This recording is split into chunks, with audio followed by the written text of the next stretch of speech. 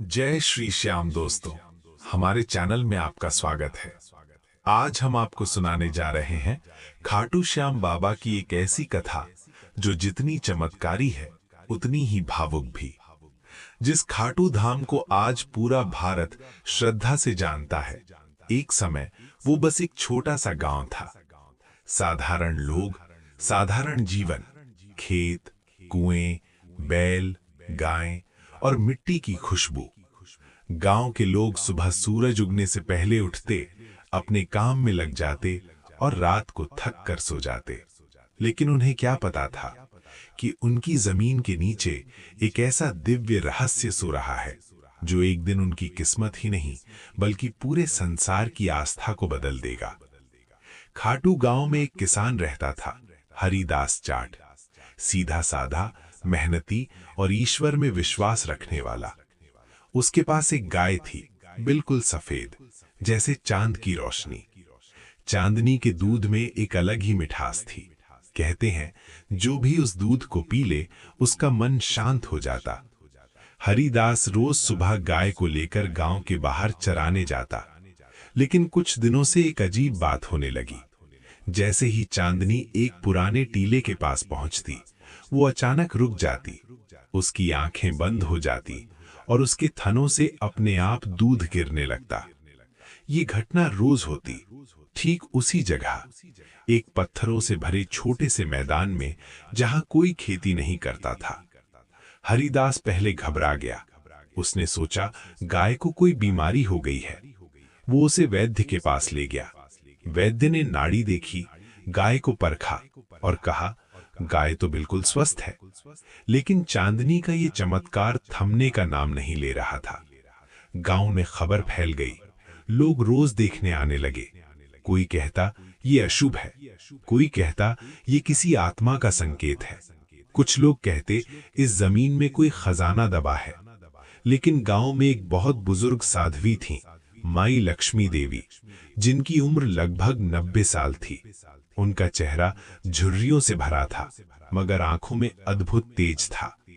उन्होंने धीमे स्वर में कहा, जहां निर्दोष प्राणी अपने आप दूध चढ़ाए, वो स्थान साधारण नहीं होता। वहां कोई देव संकेत देता है और धरती मां अपने रहस्य को प्रकट करने लगती है। ये बात सुनकर गांव के मुखिया देव सिंह चौहान ने पंचायत बुलवाई। गांव के बुजुर्ग आए, युवा आए, महिलाएं भी दूर से बैठकर सुन रही थीं। काफी बहस हुई। कुछ लोग डर रहे थे कि कहीं खुदाई में कोई अनर्थ न हो जाए। लेकिन चांदनी के रोज के चमत्कार और माई लक्ष्मी देवी की बातों ने सभी का मन बदल दिया। आखिर निर्णय हुआ कि कल सुबह उस जगह खुदाई होगी।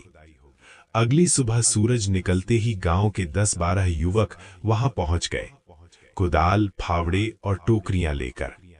हरिदास भी वहीं था, आंखों में चिंता और मन में उम्मीद।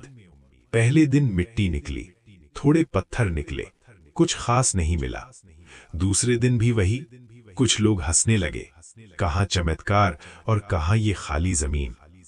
तीसरे दिन दोपहर को जब धूप तेज थी और पसीने से सबका शरीर भीग रहा था, तभी अचानक एक कुदाल किसी कठोर चीज से टकराई। ठक, जैसे जमीन ने खुद आवाज दी हो। हरिदास ने झुककर मिट्टी हटाई और फिर सबकी सांस रुक गई। मिट्टी के नीचे एक काले पत्थर की आकृति दिखाई दी। धीरे धीरे जब उसे साफ किया गया तो वो आकृति एक मानव शीश जैसी थी। लेकिन ये कोई साधारण पत्थर नहीं था। उसमें ऐसा तेज था जैसे कोई जीवित दिव्यता अंदर से चमक रही हो। चेहरे पर हल्की मुस्कान थी, आंखें बंद थीं, पर ऐसा लग रहा था जैसे वो सब कुछ देख रही हों। माथे पर तिलक का निशान था और उस मूर्ति के पास हवा अचानक ठंडी हो गई। गांव की महिलाएं रोने लगी। कुछ लोग हाथ जोड़कर वहीं बैठ गए। बच्चे डर के मारे मां के पीछे छिप गए। माई लक्ष्मी देवी कांपते हाथों से आगे आईं और बोली, आज वो दिन आ गया जिसकी कहानी मैंने अपने दादा से सुनी थी। ये कोई साधारण मूर्ति नहीं, ये कोई महान आत्मा है जो धर्म के लिए बलिदान हुआ था। गांव के पंडित जी बुलाए गए। उन्होंने मंत्र पढ़े, धूप दीप जलाया और जैसे ही पूजा शुरू हुई, वो मूर्ति और भी उज्जवल लगने लगी। उस रात गांव में कोई ठीक से नहीं सो पाया। हर घर में यही चर्चा थी, कौन है ये देव स्वरूप। 7वें दिन की रात खाटू के तत्कालीन राजा वीर सिंह चौहान को स्वप्न आया। स्वप्न में उन्होंने देखा एक विशाल प्रकाश और उसके बीच एक तेजस्वी योद्धा खड़ा है। उसके हाथ में धनुष है और चेहरे पर करुणा और वीरता दोनों है।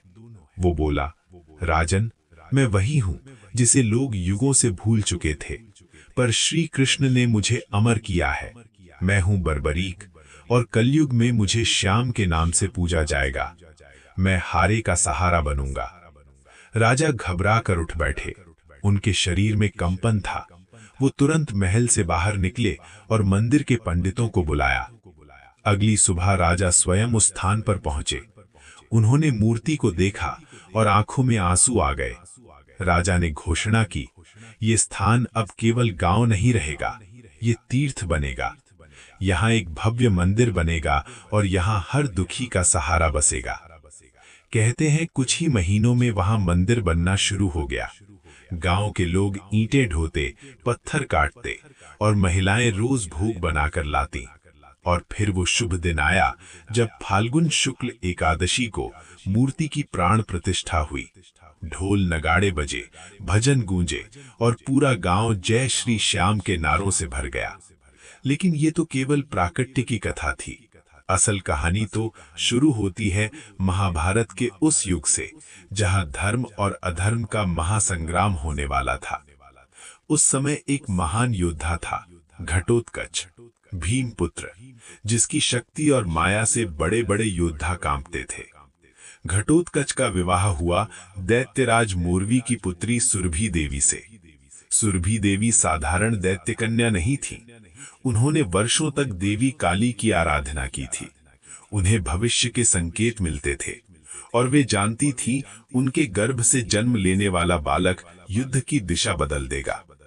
जब उस बालक का जन्म हुआ, आकाश में बिजली नहीं गिरी, लेकिन बादल बिना बरसे गरजने लगे। हवा में अनोखी सुगंध फैल गई और जंगल के पशु शांत होकर एक दिशा में देखने लगे।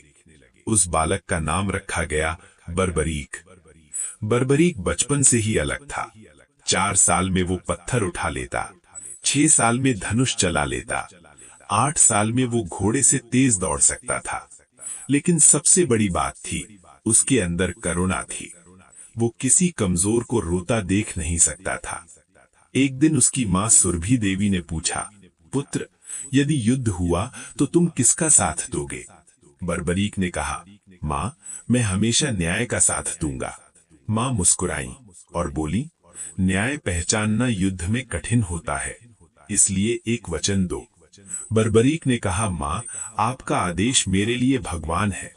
मां ने कहा, तुम हमेशा उस पक्ष का साथ दोगे जो हार रहा हो, क्योंकि सहारे की जरूरत उसे होती है जो टूट रहा हो। बर्बरीक ने वचन दे दिया और यही वचन आगे चलकर उसे हारे का सहारा बना देगा। युवावस्था में बर्बरीक ने सोचा, मुझे ऐसी शक्ति चाहिए जिससे मैं अकेला भी धर्म की रक्षा कर सकूं। वो हिमालय की ओर निकल पड़ा। कई दिन पैदल चला, बर्फीली हवाओं में तपस्या की और देवी मां की आराधना में लीन हो गया। 12 वर्षों तक उसने कठोर तप किया, कभी केवल फल, कभी केवल जल और कई बार केवल मंत्रों के सहारे जीवन बिताया। उसकी तपस्या से देवता भी चकित हो गए। अंत में मां दुर्गा प्रसन्न हुई। वे प्रकट हुई। उनका तेज सूर्य से भी अधिक था और उन्होंने कहा, वत्स, मांगो क्या चाहिए? बर्बरीक ने कहा, मां, मुझे ऐसा सामर्थ्य दीजिए कि मैं अकेले भी अधर्म का अंत कर सकूं। मां दुर्गा मुस्कुराई और बोली, तथास्तु, मैं तुम्हें 3 दिव्य बाण देती हूं। पहला बाण उन सभी को चिन्हित करेगा जिन्हें तुम मारना चाहते हो। दूसरा बाण उन सभी को चिन्हित करेगा जिनकी रक्षा तुम करना चाहते हो। और तीसरा बाण पहले बाण द्वारा चिन्हित सभी का नाश कर देगा। ये बाण साधारण नहीं थे, इनमें देवी की शक्ति थी और ये कभी व्यर्थ नहीं जाते थे। जब महाभारत युद्ध का समय आया, बर्बरीक भी कुरुक्षेत्र की ओर चल पड़ा। उसके पास 3 बाण, 1 धनुष और मां का वचन था। लेकिन भगवान श्री कृष्ण सब जानते थे। उन्हें ज्ञात था कि यदि बर्बरीक युद्ध में उतरा तो युद्ध का संतुलन बिगड़ जाएगा। बर्बरीक पहले हारने वालों का साथ देगा, फिर दूसरा पक्ष हारने लगेगा तो वो उसका साथ देगा, और अंत में केवल बर्बरीक ही बचेगा। धर्म की स्थापना का उद्देश्य ये नहीं था। इसलिए श्री कृष्ण एक वृद्ध ब्राह्मण का रूप धारण कर बर्बरीक के सामने आए। वत्स, कहाँ जा रहे हो? कृष्ण ने पूछा। बर्बरीक ने हाथ जोड़कर कहा, ब्राह्मण देव, मैं युद्ध देखने और धर्म की रक्षा करने जा रहा हूँ। कृष्ण ने कहा, तुम्हारे पास तो केवल 3 बाण हैं, इतने बड़े युद्ध में कैसे जीतोगे? बर्बरीक मुस्कुराया, यदि 1 बाण पर्याप्त हो तो 2 व्यर्थ है, यदि 2 से काम हो जाए तो तीसरा व्यर्थ है, और यदि तीनों चलाने पड़े तो समझिए संसार का अंत हो जाएगा। कृष्ण ने उसकी परीक्षा ली। उन्होंने कहा, इस वृक्ष के सारे पत्तों को एक साथ भेद कर दिखाओ। बर्बरीक ने ध्यान किया, पहला बाण छोड़ा। बाण हवा में घूम गया और एक एक पत्ते को चिन्हित कर दिया। फिर वही बाण श्री कृष्ण के चरणों के पास मंडराने लगा। कृष्ण बोले, ये मेरे चरणों के पास क्यों घूम रहा है? बर्बरीक ने कहा, प्रभु, आपके चरण के नीचे एक पत्ता दबा है जो मेरी दृष्टि से छिप गया। कृपया चरण हटाइए, वरना ये बाण आपको भी भेद देगा। श्री कृष्ण समझ गए, ये शक्ति अनंत है। उन्होंने कहा, वीर, युद्ध से पहले महान योद्धा को दान देना पड़ता है। क्या तुम अपना शीश दान करोगे? बर्बरीक ठिठक गया, फिर बोला, आप साधारण ब्राह्मण नहीं हो, आप कौन हो? तभी श्री कृष्ण ने अपना विराट रूप दिखाया। आकाश में शंखनाद हुआ, देवताओं ने पुष्प बरसाए। बर्बरीक ने सिर झुका दिया, प्रभु, आपकी आज्ञा शिरोधार्य है। लेकिन उसने एक इच्छा मांगी, मैं ये युद्ध देखना चाहता हूँ। श्री कृष्ण बोले, तुम्हारा शीश एक पहाड़ी पर रखा जाएगा, तुम पूरा युद्ध देखोगे, और कलयुग में तुम मेरे नाम से श्याम कहलाओगे, तुम हारे हुए का सहारा बनोगे। बर्बरीक ने प्रसन्नता से अपना शीश दान कर दिया। श्री कृष्ण ने उसे अमृत से सींचा और पहाड़ी पर स्थापित कर दिया। पूरे 18 दिन उस शीश ने युद्ध देखा, और जब युद्ध समाप्त हुआ तो युधिष्ठिर ने पूछा, इस युद्ध का सबसे महान योद्धा कौन था? तब बर्बरीक के शीश ने कहा, मुझे तो युद्ध में केवल एक ही शक्ति घूमती दिखी, वो था श्री कृष्ण का सुदर्शन चक्र, जो धर्म की रक्षा कर रहा था। और उसी क्षण से बर्बरीक का नाम अमर हो गया, और कलयुग में वो बने